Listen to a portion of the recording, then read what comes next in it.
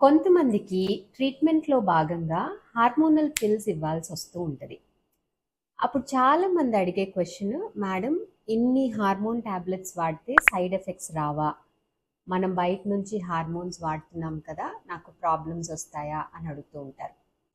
C ఇప్పుడు మనకి hormonal imbalance బాడీలో జరగటం వల్ల ప్రాబ్లమ్ వచ్చినప్పుడు దాన్ని కరెక్ట్ చేయడానికి కూడా మనం కరెక్ట్ మోతాదులో హార్మోన్స్ ఇచ్చినప్పుడు మాత్రమే కరెక్ట్ అవుతుంది.